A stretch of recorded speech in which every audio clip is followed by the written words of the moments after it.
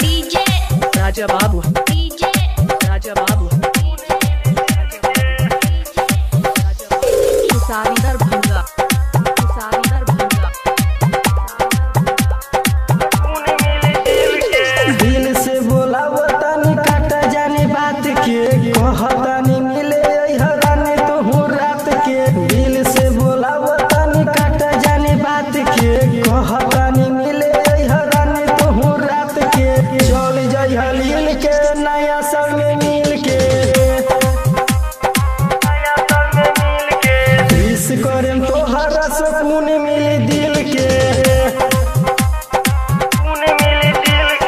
दिल से बोला वतनी काटा जाने बात के कहतानी मिले हराने तो हूँ रात के। दिल से बोला वतनी काटा जाने बात के कहतानी मिले हराने तो हूँ रात के। चल जाई हलील के नया साल में मिल के, विश करें तो हरा सुकून मिली दिल के। डीजे राजा बाबू, डीजे राजा बाबू, किसानी दरभंगा, किसानी दरभंगा। बात मानो सोना रोना धोना बंद कर। एक दिन पर कहतानी मन तनी धर। अपना दीवाना के करी हखियाल, विश करके किस ले हम दुनू गाल। चल जाइए लील के नया साल में मिल के, विश करें तोहरा सुकून मिली दिल के।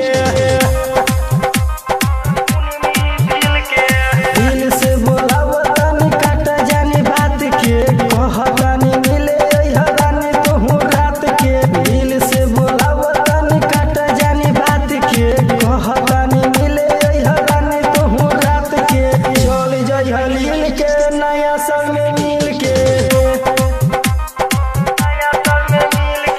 विश करें तो हरा सुकून मिली दिल के।